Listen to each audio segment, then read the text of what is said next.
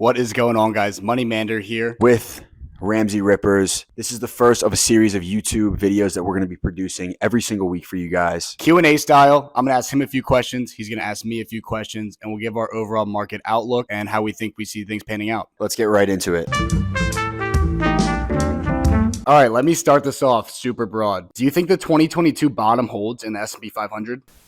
This is a tough one. The market's been participating the last few months ever since we hit those, what was it, November lows or October lows? October lows off that CPI print. December 2022 comes in as expected. But then again, the stock market and the economy overall has kind of been an unprecedented circumstance in the fact that in 2007, 2008, right around that stock market crash, we introduced quantitative easing. We don't really know what the effect of that is going to be. And we didn't really know what the precautionary measures were before going into the Q&E. So I think it's going to be really interesting to see what happens once that Q&E stops. And that's what we're kind of experiencing right now. And I feel like 2023 is really going to be the year that tells the tale. I have a feeling that the bottom is not in. I'm going to go with no, but I don't think it's going to be as horrible as a lot of people are expecting it to be. I do think that we're going to break these lows and probably see around 32, 3,300 on SPX, but I don't think it's going to be as horrible and as awful as people are thinking. I've been very outspoken. I don't think bottom's in. I'm going to have a video come in here shortly as well, going over my 2023 market outlook paper that I just put on Twitter about a week ago. To me, the bottom's not even close to being in. I don't know if it's going to be as horrendous as even I put aggressive price targets on in that paper, but to me, I feel like 2022 was the sell-off of inflationary fears. And I think everyone's in agreement and kind of the sentiment that we're beyond peak inflation. It's really looking like a rounding bell curve here as they start to bring it down. It looks like the hiking interest rates are working, at least for now. We'll see if a 1970s reflationary incident occurs, but they've been really stark on not wanting to prematurely pivot off of monetary policy to avoid that. So I don't really think that's in play here, in the fact that they pivot out of interest hikes or even a pause too early and we get reflationary issues like that. To me, last year was the sell-off off inflationary fears. 2023 will be the question of recession fears. Do we actually get this soft landing that a lot of people are calling for? And did the Fed accurately tackle this issue with inflationary fears? Or do we get spun into a systematic recession with the aggressive hikes that needed to take place to really achieve this price stability? So you kind of have a yin and a yang here, where they had to hike so aggressively to tackle inflation as soon as possible. But now what's the repercussions of the aggressive hikes? We're going to see that pan out in the course of this year. We're already starting to see the layoffs take place. Do we now get into a point where, as you have consumer credit card debt through the roof, for the first time ever, we have a decrease in the M2 money supply? Do we start to see these catalysts kind of stack up and send us into a recession, in which point I do think we blow past lows that are previously in? If not, maybe we just see some lower demand as expected throughout the rest of the year, but we avoid recession and we do hit that 32, 33, something like that, in a more conservative bottom. You talk about the Fed pivoting. I believe they're targeting the end of Q4, October, November of 2023 for that pivot. Do you think we get that pivot this year? I don't. But here's the funny thing. So the Fed has said no pivot publicly, 5+ times here. They've said we're going to end 2023 above 500 basis points at the federal funds level, which is above where we're currently at to start the year. They're actually forecasting more hikes, which we're probably going to see in February, and I believe it goes February and March, and then they skip to May. We're going to see a couple more hikes, and then they're anticipating a pause for the rest of the year. No pivot. But the bond market is pricing in the highest point on the yield curve right now is at 4.75%. Basically, the bond market's calling BS on the Fed, saying, you're not going to be able to hold this and pause it for the rest of the year. You're going to either pivot out because a soft landing is in play and inflation comes down so aggressively that it's all right to pivot out of, or you're going to send us into a fat recession and have to bail us out again by pivoting out and dropping rates back to zero or at or near zero. They say no pivot. I mean, they also said that inflation was transitory for all of 2021. They've said a lot of stuff that hasn't come true, but in this point, I'm only believing their word because ultimately it was them that put us in this predicament, right? It was their experiment on quantitative easing for the better part of a decade. It was their experiment on setting the federal funds rate as low as it's ever been for the better part of a decade. It was really their experiment on bailing us out of the financial crisis that got us to the point they're in. I think they know that. Enough of the debating. Let's get into some fun.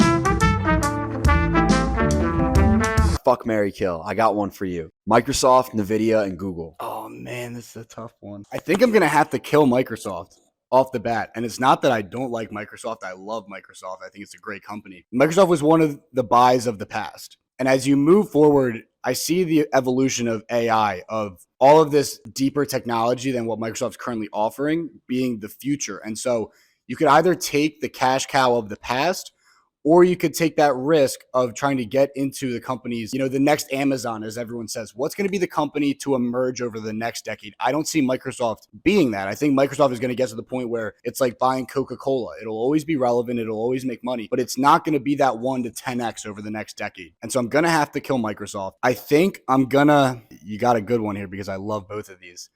I think I'm going to have to fuck NVIDIA and marry Google. I think that's the smart choice. And this is really hard. I said NVIDIA is poised to be one of those legs in the development of AI while not being totally exposed to it as Meta is. So right now, Meta got destroyed last year because they went balls in on AI too early. There wasn't the demand for it yet. NVIDIA, on the other hand, is still making money because they're still producing semiconductors for cars, for computers, for gaming consoles. They're still making money.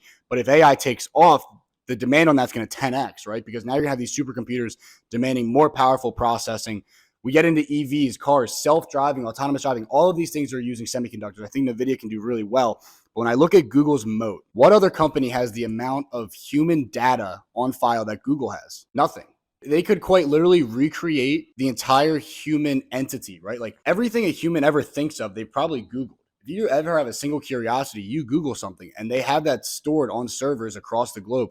They have so much data on just literally humans that I think as you get into this AI thing and like chat GPT or whatever is like the big takeoff right now. Yeah. That's cool. Imagine when Google makes one. Google has data that no one else has. And so I think as we get into this AI thing, like Google is poised to really just explode with their moat. If you ever watched the movie Ex Machina, like that's literally Google. They could recreate a person. All right, I'm going to pose one back at you then. Fuck, marry, kill. ARK, Burke A, or MSTR? MSTR, I'm going to kill. Okay. I'm going to kill Michael J. Saylor. I think the other one's a better question. Are you betting on Warren continually beating the market Or with Cathie the safer Wood. bets, or are you going to take a dab into the innovative tech with Cathie? Actually, a pretty easy one between which one I'm going to fuck and which one I'm going to marry. I think that you can kind of compare this to Tesla and Apple, right? Like you have some piece of shit with Tesla and Apple. You know which one you're going to marry. You know which one you're going to fuck. I'm going to marry Burke A and I'm going to fuck ARK. I don't hate like what Cathie Wood is doing and her vision. I mean, the woman's got all the experience in the world. She was the chief investment officer at AllianceBernstein for over 12 years. She had her hedge fund, Topela Capital Management, where she was basically the fund manager for I don't know how many years, but was worth almost $1 billion. I like what she's doing. The only thing that I don't like, but who am I to say anything, is the dollar cost averaging like every single day that one of her stocks has a red day, which is honestly pretty bizarre and crazy to me. I mean, she sold like for a massive, massive loss back in like September of Coinbase. And then she just started scooping it back up again, like hundreds and thousands of shares over the last 2 to 3 months of the year. But then again, with these names at the bottom, they have super high like risk to reward to the upside. I mean, if Tesla starts ripping again, she's going to be in an incredible position. So I think she's somewhat well positioned for the future as far as these high beta assets and as far as these high betas and speculative assets that she's investing in. It seems like more of a gambler's mentality mindset as far as trading. And that's why I'm going with Warren, who just Burke A, it just feels like an apple. I'm an old soul in a young body here. I'm not too thrilled, especially looking at the holdings she has. I just don't love the companies. I like the idea behind the fund, right? Getting ahead of that next Amazon that we were talking about. But I just don't think she has it. I don't like the actual holdings that she owns. When you have someone consistently beating the market for 30 years straight, I'm going to put my money there at least until he croaks.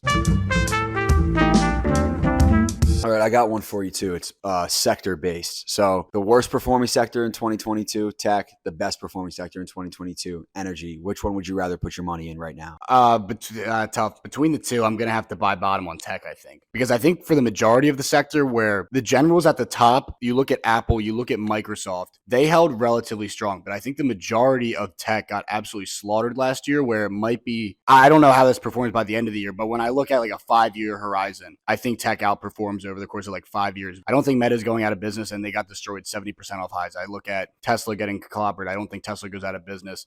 You have like 300%, 3x upside from where it's currently trading at to back to all-time highs. The semiconductors in tech. I guess if we're looking at QQQ, right? Like if I was going to put my money in Invesco. Yeah, sure. Or we just take XLK. I think that's the tech specific sector.